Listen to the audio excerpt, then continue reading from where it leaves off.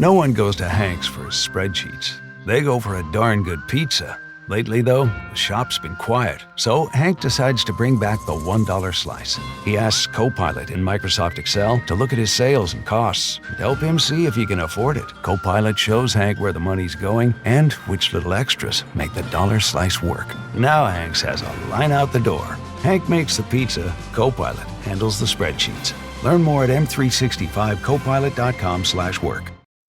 Se gostarem deste e de outros conteúdos Broá, considerem tornar-se patronos em patreon.com/broapodcasts, onde podem ter acesso a episódios exclusivos de vários programas. Visitem patreon.com/broapodcasts para mais informações.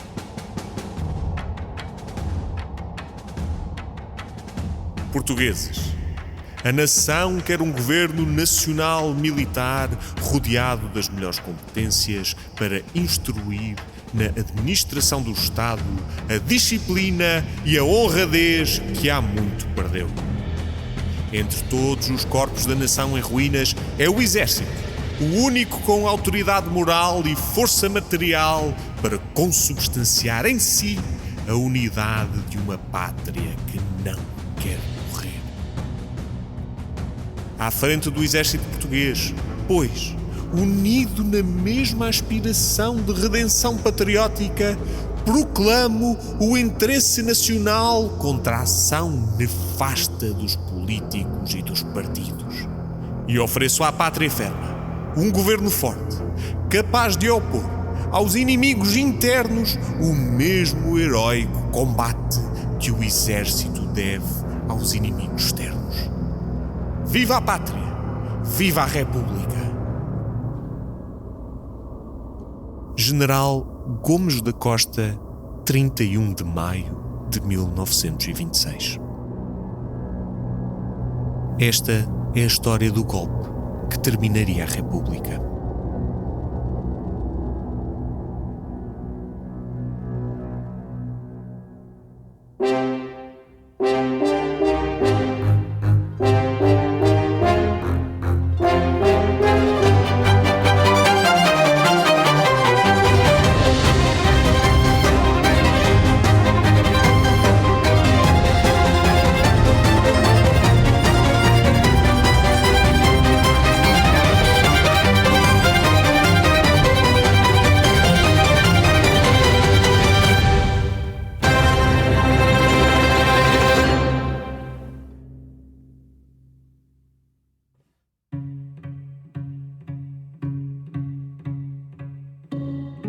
Olá a todos e bem-vindos a mais um episódio. Agora não há mais desculpas. Já vimos tudo o que seria humanamente possível ver antes do fatídico dia de 28.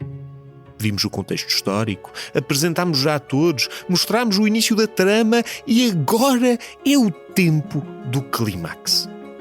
Este é o episódio em que os punhais saem das suas bainhas e espetam-se nas ilhargas da República. Esta é a hora do sangue e da purificação. O fim da madrugada e o levantar de um dia novo, bem diferente do anterior. Mas coisas estranhas acontecem na noite escura. E neste episódio veremos como os sonhos de uns podem ser também os pesadelos de outros. Não é por todos dormirem na mesma cama que vão sonhar da mesma maneira. E isto será um grande, grande problema. E continuando na analogia dos sonhos, aproveito para dar uma nota. O ano de 1926 é um caos absoluto e os eventos desenrolam-se a uma velocidade estonteante.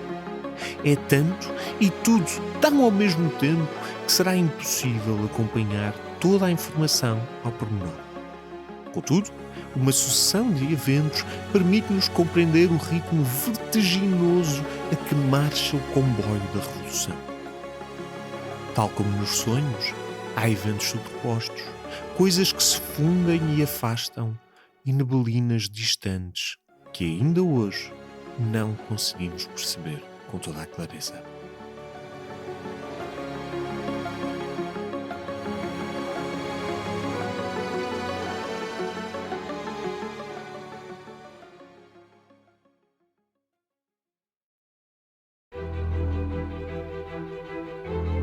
Vejamos então qual o ponto de situação em 1926. Os revoltosos tinham levado a cabo 2 golpes em 25 e sido ilibados pelo julgamento da Sala do Risco. Neste momento, qualquer conspiração teria formalmente carta branca da justiça militar para terminar com um regime civil doente. Em janeiro deste ano, Filomeno da Câmara Cabral, um dos principais players dos golpes militares de 25 e recentemente ilibado no julgamento da Sala do Risco, toma o controlo da Cruzada Nacional Nuno Álvares Pereira, que já falamos várias vezes ao longo destes episódios, e guia os seus destinos numa direção abertamente golpista e fascisante. A partir daqui, a Cruzada estará inteiramente atrás do futuro golpe e usará a sua rede de influências a seu favor.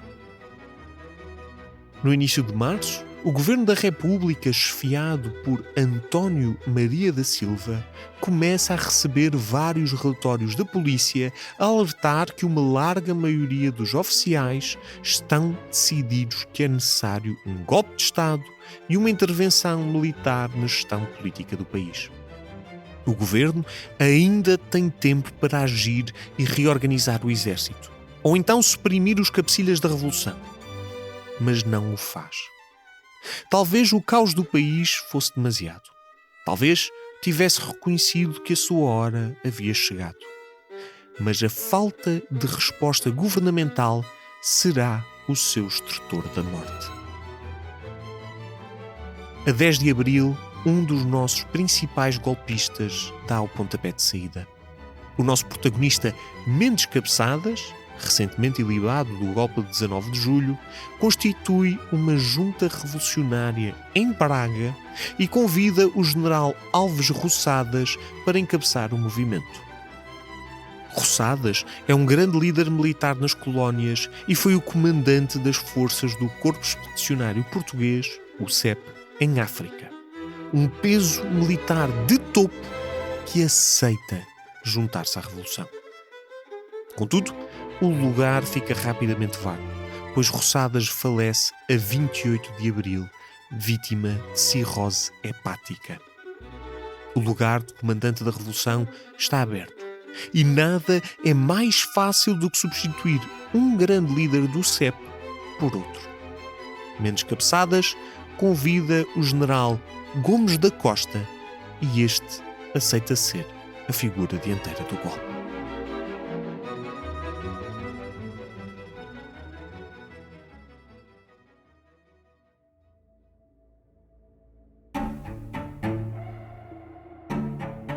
Este é o momento para vos avisar de uma coisa importante.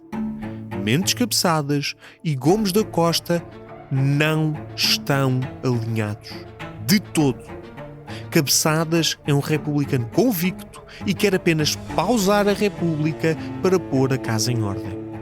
Acredita também que a Revolução tem de realinhar a República e voltar ao republicanismo original. E que só o pode fazer com a participação dos elementos políticos e civis. Gomes da Costa é um nacionalista autoritário. Quer operar num contexto de ditadura e criar algo novo, substituto da República, exclusivamente militar. Ele abomina profundamente o sistema político e, numa passagem digna de um herói romântico, descreve assim os seus sentimentos. Chorei lágrimas de sangue, lágrimas de raiva e desespero pelos desesperos da pátria amordaçada pelas quadrilhas partidárias ao sentir o ulular faminto das clientelas vorazes que se esfaimam a roer os ossos de Portugal. Malditos! Um poeta. Gomes da Costa e Mendes Cabeçadas já estão juntos, se bem que não alinhados. Do nosso triunvirato, 2 já cá se encontram, mas falta um. Óscar Carmona. Carmona, o herói do julgamento da Sala do Risco, o julgamento que absolveu os golpistas de abril e junho, mantém-se silencioso por enquanto e não se aproxima do golpe.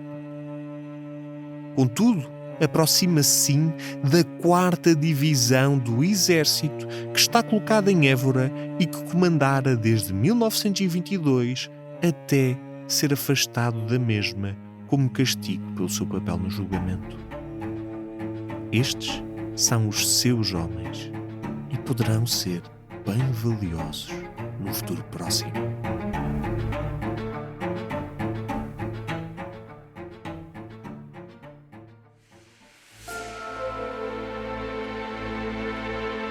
Vamos então ao remoinho de maio. Depois das devidas preparações, no dia 26 de maio, o general Gomes da Costa sai de Lisboa, no Cadillac, em direção ao norte para encetar o golpe. Às 8 da manhã do dia 27, está no Porto e às 22 horas, em Braga. Por todo o país, os vários polos revoltosos começam-se a preparar. Mendes Cabeçadas, Filomeno da Câmara Cabral, Sinel de Cordes e Raul Esteves, tudo golpistas de abril e junho, estão a postos. A chegada de Gomes da Costa a Braga deve ter sido peculiar, pois estava a decorrer o Congresso Mariano Nacional, o Congresso de uma Ordem Católica, e por isso a cidade estava em festa, com padres, freiras e crentes em todo o lado.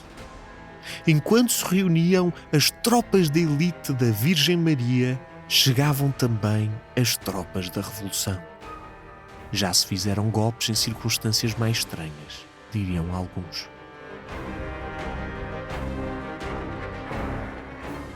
Enquanto o Gomes da Costa reúne com os comandantes a norte e fica a par do apoio que o golpe receberá nessa região, em Lisboa, Mendes Cabeçadas manda uma carta ao Presidente da República, Bernardino Machado, que só chegará no dia 28, anunciando: os oficiais, representando a grande maioria do Exército, encarregam-me de comunicar a Vossa Excelência o seu veemente desejo de que a atual crise política seja resolvida, nomeando Vossa Excelência um governo de caráter extrapartidário constituído por republicanos que mereçam a confiança do país.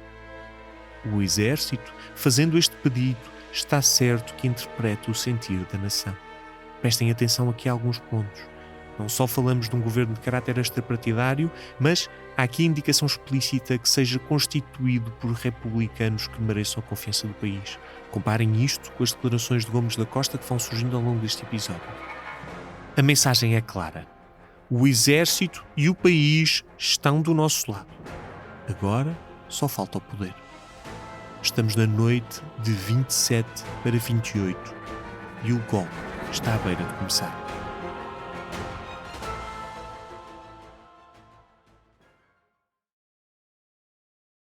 Seis da manhã e o golpe rebenta em Braga. Os quartéis estão armados e prontos para agir. Às 7 horas, Gomes da Costa dirige-se aos regimentos de infantaria 29 e 18 e motiva os soldados com as suas visões de uma pátria limpa das quadrilhas partidárias e dos seus ululares famintos. Daí, segue para a 8ª Divisão, de onde, a partir do posto Rádio Militar de Braga, lança 2 proclamações para todo o país. Portugueses, para os homens de dignidade e honra, a situação do país é inadmissível. Vergada sobre a ação de uma minoria devassa e tirânica, a nação, envergonhada, sente-se morrer. Eu, por mim, revolto-me abertamente. E os homens de virtude, de coragem e dignidade que venham ter comigo, com as armas na mão, se quiserem comigo vencer ou morrer. Às armas, Portugal! Portugal às armas! Pela liberdade e pela honra da nação. Às armas, Portugal! E às armas, Portugal correu.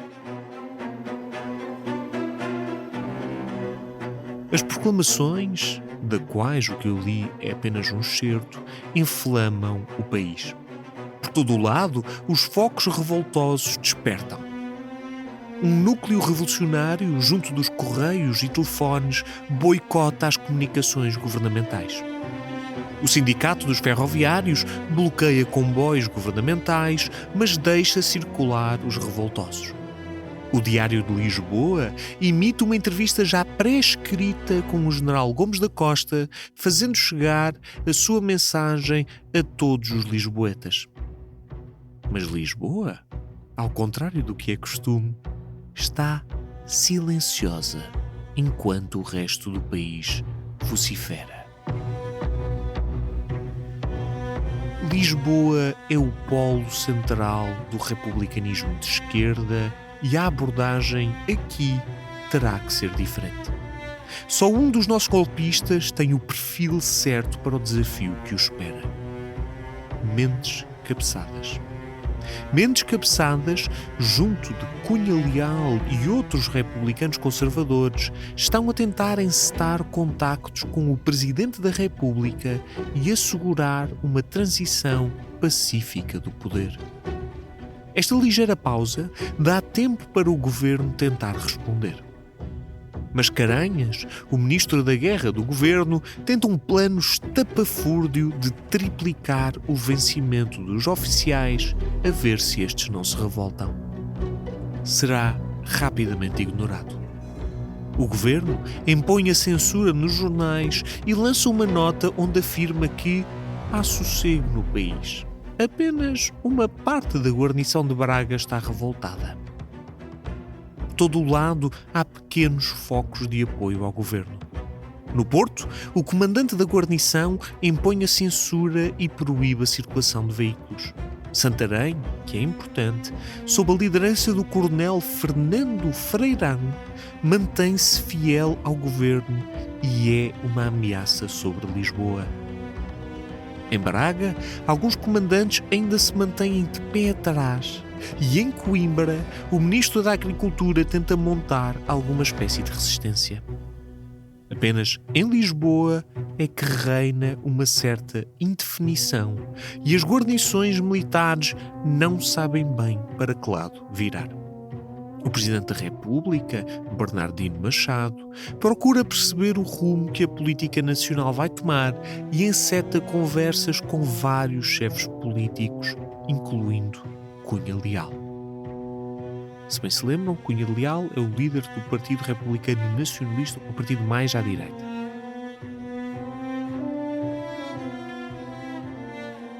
Mas o silêncio de Lisboa não passa despercebido ao resto do país e aos revoltosos de Gomes da Costa, no norte.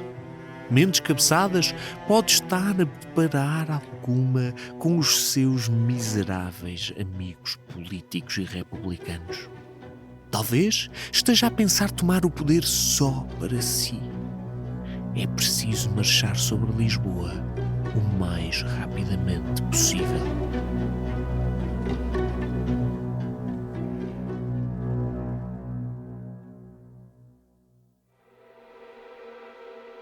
Estamos já no dia 29 e a revolução rola em força. Ao longo de todo o dia, chegam notícias de mais e mais unidades a aderir ao golpe. Nas sombras, Óscar Carmona sai de Elvas em direção a Évora, onde assume o controle da 4ª Divisão. Em Lisboa, Mendes Cabeçadas comete um erro que lhe poderá custar muito caro. Sai da capital em direção a Santarém, a fim de tentar convencer as forças lá colocadas a apoiar a revolução.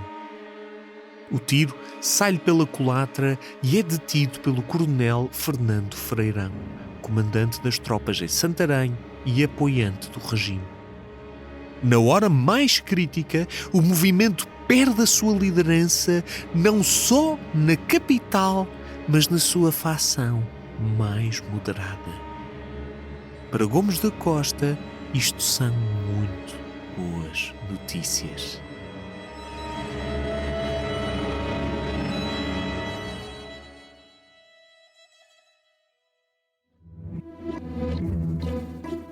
O que não são boas notícias para Gomes da Costa é a novidade que o Patreon da Broá não caiu nas mãos dos revoltosos.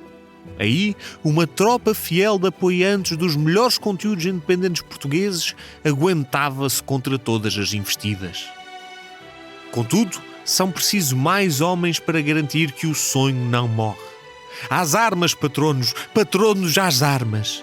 Agora é a hora de apoiar a nossa nobre causa no link na descrição deste episódio.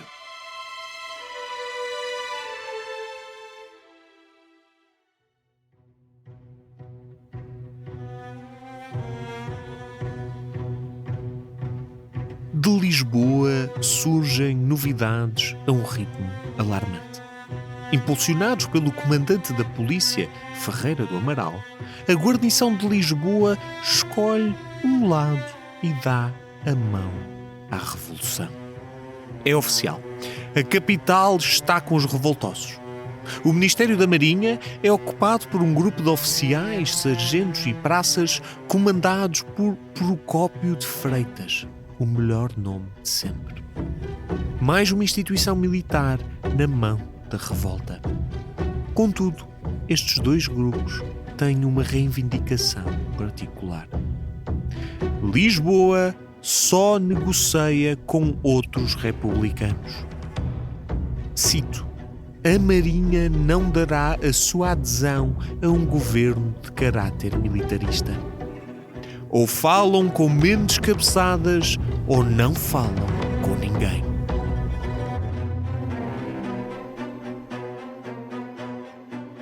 Por esta altura, o Presidente da República, Bernardino Machado, começa a chegar à mesma conclusão. Vai ser preciso falar com alguém. E a sua escolha é clara. Entre o nacionalista Gomes da Costa ou o republicano herói do 5 de outubro Mentes Cabeçadas, é com Mentes Cabeçadas com quem prefere falar. É dada então ordens para Santarém libertar Cabeçadas e para este regressar a Lisboa e discutir termos com o Presidente da República. À última da hora, Mentes Cabeçadas safa-se. Entretanto, os homens de Gomes da Costa, sem saber da situação, marcham ainda pelo norte a dominar a região. O final do dia 29 traz consigo as maiores vitórias e derrotas. Às 20 horas, o governo democrático de António Maria da Silva reúne com o Presidente da República. 3 horas depois, anuncia-se a sua exoneração. O governo caiu. Este será o último governo da Primeira República pré-ditadura e Estado Novo.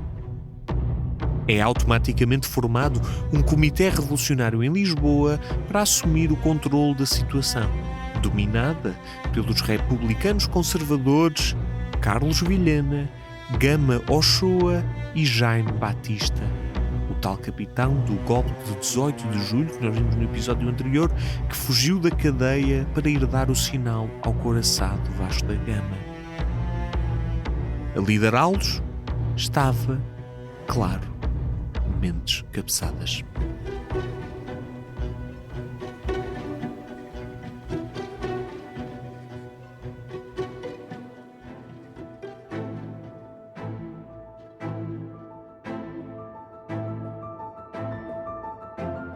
O dia 30 nasce e o povo de Lisboa fica a conhecer as negociações da noite anterior.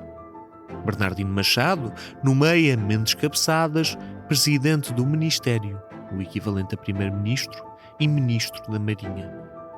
Interinamente, ele é também o responsável por todas as restantes pastas e, por isso, opera num regime como o de Pimenta de Castro e de Sidónio Pais. Muito perto de uma ditadura unipessoal. Entretanto, as notícias da demissão do governo dos democráticos e da nomeação de Mentes Cabeçadas correm pela cidade e a população manifesta-se a seu favor. Por toda a Lisboa clama-se morte ao Partido Democrático e insulta-se o nome de António Maria da Silva. Até certos grupos de operários saúdam a chegada da ditadura militar. Estando Lisboa caída e o governo deposto, o sul do país adere à Revolução. No Porto, Gomes da Costa faz uma entrada triunfal onde é aclamado. O dia 31 é um dia estranho. Visto de fora, sente-se uma tensão insuportável e um pronúncio de algo terrível. Como se um enorme vidro tivesse uma racha que se alastra e ameaça partir, atirando estilhaços por todos os lados. Dia 31 é um dia de estilhaços. Primeiro, há uma cena algo triste. Apesar de ter caído o governo, o Presidente da República ainda está em ativo e ainda se encontra em vigor a Câmara dos Deputados, que seria o equivalente à nossa Assembleia da República, e o Senado. No meio de uma Lisboa revoltosa, a Câmara e o Senado ambos reúnem, mas nenhum nem outro tem deputados ou senadores suficientes para terem quórum. Os guardas ainda saúdam calmamente os deputados e senadores. Aqui e ali ouvem-se gritos tímidos de "Viva a República!". A minoria de senadores monárquicos discursa placidamente sobre temas diversos ou mantém-se carrancuda nas bancadas. Nem eles sabem como agir. Sem grandes agitações, um esquadrão de cavalaria da GNR dirige-se ao local e encerra as portas. Está fechada a sessão. Até quando? Não se sabe. Neste mesmo dia, o Presidente da República, Bernardino Machado, abandona a cidade e retira-se para a sua casa na Cruz Quebrada. Antes de o fazer, envia uma carta a Mendes Cabeçadas onde apresenta a sua demissão, confiando-lhe o cargo. Bernardino deixa-lhe uma profética tarefa. Restaurada a ordem pública, sem violentas colisões, e entrega a constituição de um Ministério Nacional a Vossa Excelência, em quem a República tanto confia, a minha missão está cumprida. Bernardino é um republicano de esquerda desde o dia 1. Mas nesta hora difícil, sabe que o único homem a quem pode confiar para que a República não caia totalmente nas mãos dos militares é na facção moderada de Mendes Cabeçadas, em quem a República tanto confia. Mendes Cabeçadas é agora ditador em plenos poderes, concentrando em si a chefia do governo e da presidência, sem Senado ou Câmara dos Deputados.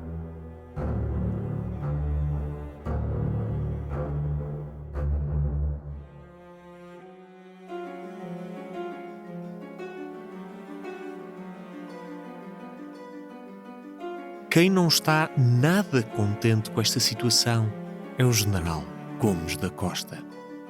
O seu opositor é agora a esperança das elites republicanas de esquerda da capital, de toda a partidocracia interesseira e corrupta que ele se propusera a combater. Gomes da Costa tem que agir e tem que agir rapidamente. Primeiro, manda as forças revolucionárias convergir o mais rapidamente nos arredores de Lisboa. E segundo, emite uma proclamação letal para as ambições de Mendes Cabeçadas e que manda afixar em todo o país. Nela afirma: à frente do exército português, pois, unido na mesma aspiração de redenção patriótica, proclamo o interesse nacional contra a ação nefasta dos políticos e dos partidos, e ofereço à pátria ferma um governo forte, capaz de opor aos inimigos internos o mesmo heróico combate que o exército deve aos inimigos externos. Ele está à frente do exército. Ele é que proclama o interesse nacional. Ele é que está contra a ação nefasta dos políticos e dos partidos. Quem serão estes políticos? E é ele que oferecerá um governo forte à pátria enferma contra os inimigos internos. Os dois titãs da revolução terão que chocar mais tarde ou mais cedo.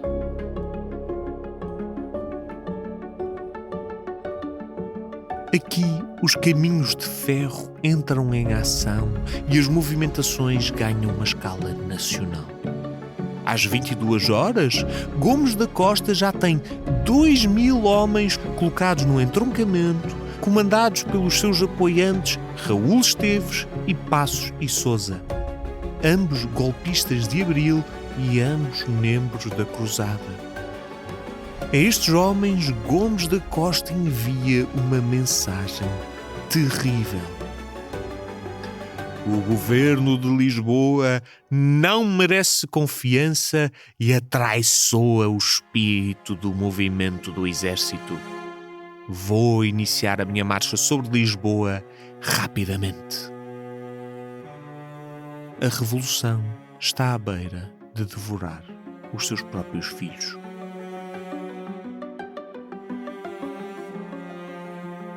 Durante tudo isto, há uma ausência peculiar. Um homem cuja ação permitiu que tudo isto acontecesse. O homem que passou carta branca aos revoltosos. Onde raios está Óscar Carmona? Óscar Carmona está silencioso, mas não parado. As intenções do general são dúbias, mas as suas movimentações são claras. Lentamente, vai aproximando a sua divisão de Lisboa e estaciona a mesma em Ventas Novas. Está com os revoltosos? Está. Mas com que revoltosos? Isso ainda não sabemos.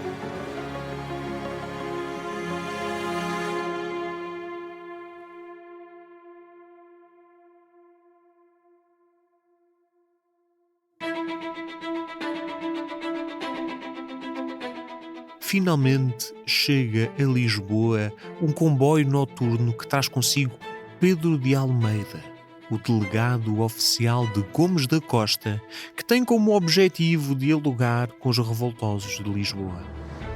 A liderança do golpe ainda está em aberto e ameaça partir-se. Será exclusivamente militar ou republicana? Haverá conciliação possível? Gomes ou cabeçadas? O que é certo é que as lideranças do golpe têm que falar cara a cara e encontrar uma solução. Prepara-se o duelo de titãs. Dia 1 de junho, logo pela manhã. Mendes Cabeçadas mete-se num comboio rápido em direção a Coimbra. Gomes da Costa só sai do Porto a meio da tarde em direção à mesma cidade. Coimbra será o palco da sua conferência de conciliação. Os dois comandantes conversam e forma-se um novo governo, um triunvirato provisório. Mendes Cabeçadas assume-se como chefe de Estado. Gomes da Costa fica com a guerra, colónias e agricultura. E Gama Ochoa, homem de Mendes Cabeçadas em Lisboa, fica com o interior, negócios estrangeiros e instrução. A facção dos revoltosos de Lisboa parece ter controlado o poder. Mas tudo pode mudar a qualquer momento.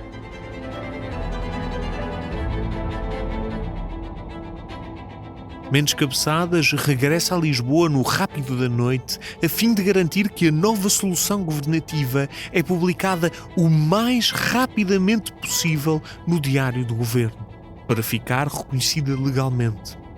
Mas consigo leva 2 homens particulares: Filomeno da Câmara Cabral e Raul Esteves. 2 homens que já apareceram inúmeras vezes na nossa história, 2 fervorosos membros da Cruzada e nacionalistas convictos. Pior, 2 homens fortes de Gomes da Costa. Gomes da Costa está a espalhar as suas peças pelo tabuleiro e a garantir que tem apoios em todos os lados.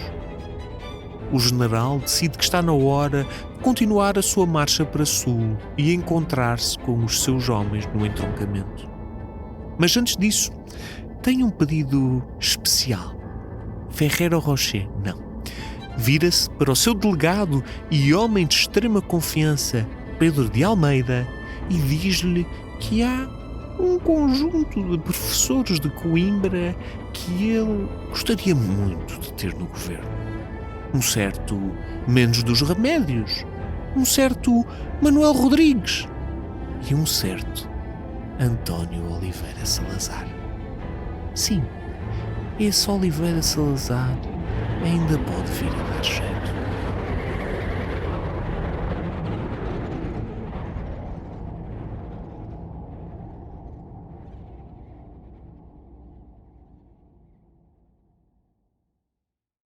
(2 de junho). Mendes Cabeçadas desdobra-se em Lisboa para dar a conhecer a todos os meios de comunicação o novo governo do Triunvirato e como este ficará definitivo assim que Gomes da Costa chegar a Lisboa. Este será o governo que meterá o país em ordem, com entidades de reconhecido mérito e provada honestidade. Esta mudança governamental até dá origem a um caso insólito, pois Mendes Cabeçadas é chefe de Estado e do governo em simultâneo, e por isso, se quer criar um novo governo, terá que se demitir a si próprio. Contudo, Gomes da Costa demora a chegar. Ao longo da sua estadia no entroncamento, algo anda a remoer-lhe o juízo. E esse algo é José João Sinel de Cordes, golpista de abril e junho e fervoroso membro da Cruzada Nacional. Com palavras envenenadas, Sinel de Cordes relembra ao general como ele está a ceder aos politiqueiros de Lisboa, aos republicanos moderaduchos. O que é feito da grande regeneração nacional? O governo de militares para bem da nação? E mais, quem raios é esse Gama Ochoa que acha que pode ocupar esse lugar? Um cão de Mendes Cabeçadas. O general sabe quem é que ficaria muito bem nesse lugar? Um homem bom e respeitado de toda a gente? O general Oscar Carmona?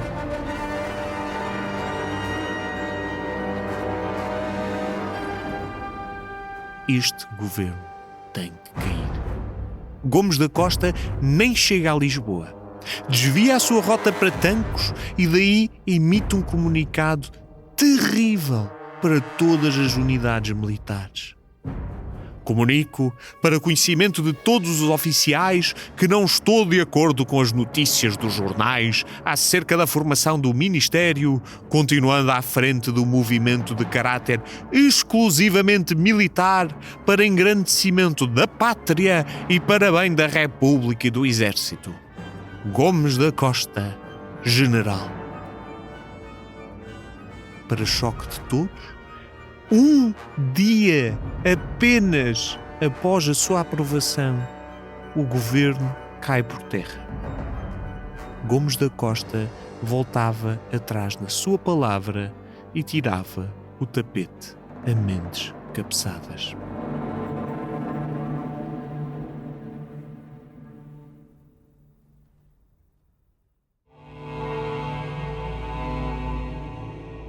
(3 de junho). Mendes Cabeçadas deve estar exausto, mas são 3 da manhã e está a chegar a Sacavém para negociar um novo governo com Gomes da Costa. Às 5 horas já há um governo novo e este será uma enorme derrota para Mendes Cabeçadas. Gamochoa está fora. Mendes Cabeçadas mantém-se como chefe do governo. Gomes da Costa na guerra e colónias. Óscar Carmona entra e fica com os estrangeiros, o equivalente aos negócios estrangeiros. O trio de Coimbra, Salazar, Manuel Rodrigues e Mendes dos Remédios ficam com finanças, justiça e instrução. A Marinha sai das mãos de Cabeçadas e cai nas de Jaime a Freixo. Neste novo equilíbrio governamental, Mendes Cabeçadas está cada vez mais isolado. Entretanto, Gomes da Costa está sediado na Amadora, onde promove reuniões constantes com militares e civis afetos ao golpe. Surgem pedidos para que se assuma como ditador a Primo de Rivera ou Mussolini, mas o general afasta sempre essa possibilidade. No dia 5, e estando o golpe basicamente já consumado, Óscar Carmona junta-se aos restantes golpistas e é recebido de braços abertos como um herói e irmão. No dia 6, os revoltosos entram em Lisboa numa marcha triunfal à cabeça de 15.000 homens. Este é o momento que marca a vitória final da Revolução, apoteótica pelas ruas de Lisboa. Nas fotografias da época, vemos Gomes da Costa montado a cavalo, de costas direitas e sabre erguido em saudação. Já Mendes Cabeçadas é difícil de encontrar numa fotografia que seja. Durante a marcha, um homem comentava com sinal de cortes: "Que bem que fica Gomes da Costa a cavalo." Ao que Sinel responde entre risadas: "Oxalá se aguente muito tempo no selim."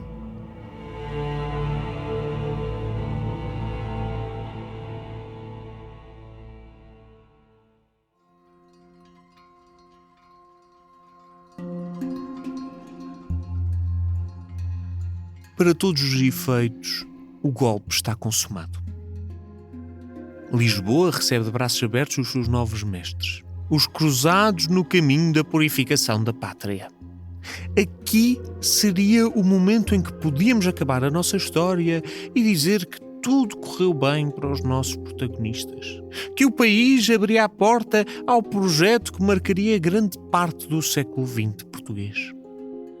Mas a verdade é que a história dos grandes golpes nunca acaba no momento em que eles acontecem. Golpear e governar são verbos diferentes, apenas com fonéticas parecidas. Depois da vitória vem sempre a grande questão: então agora quem manda? E é essa mesma dúvida que assola a mente dos nossos revolucionários. Mendes Cabeçadas, fragilizado em Lisboa. Gomes da Costa, reforçado às portas do poder. E Óscar Carmona, silencioso nas sombras. O cavalo do poder só tem espaço para um cavaleiro. E no próximo episódio veremos então quem se aguenta muito tempo no selim.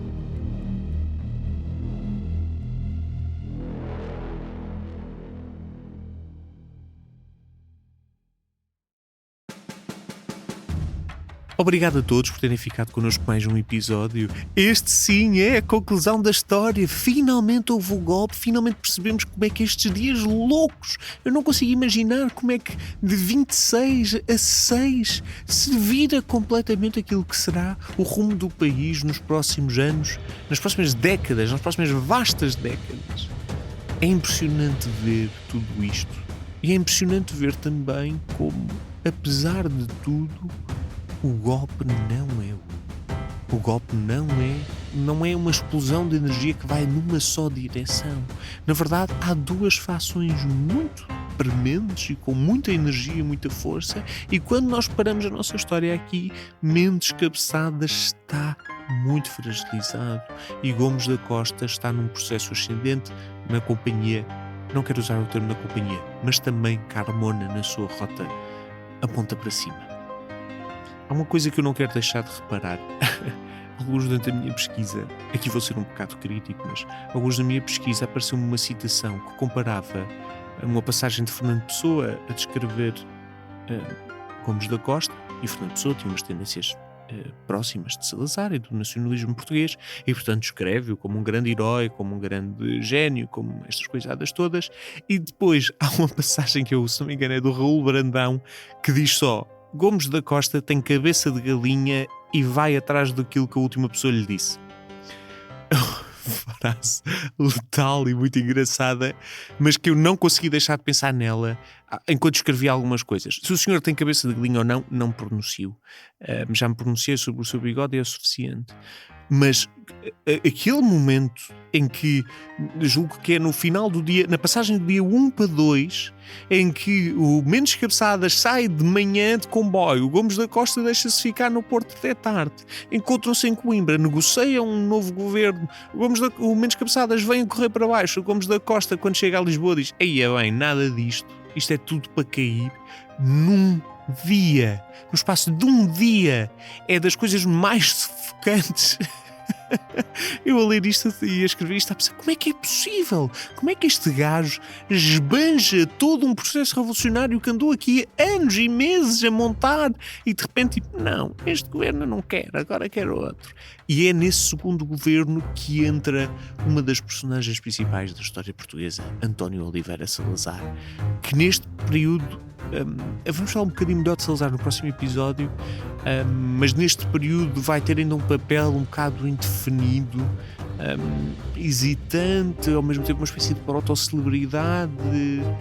Enfim, vamos conhecer Salazar melhor, mas não queria deixar de falar deste momento absolutamente surreal em que Gomes da Costa simplesmente manda abaixo um governo que nem chega, nem sei se o governo sequer é proclamado no diário, naquilo que seria o equivalente do Diário da República, portanto, nem sei se sequer chega a ser bem um governo formalmente, mas enfim, já me alongo. Próximo episódio é o último episódio, terminamos aqui o nosso especial e vai ser sobre o resultado final disto tudo. Portanto, vamos perceber quem é que fica no governo, quais são as figuras políticas que vão emergir deste novo acordo e qual é que vai ser a força da reação. Porque, para haver vencidos, há vencedores. E os vencedores às vezes são externos, outras vezes são internos. E, portanto, vamos ver como é que esta malta toda se vai organizar, quem é que sai daqui emergente e quem é que sai daqui muito, muito irritado. Não percam o próximo episódio, porque nós também não.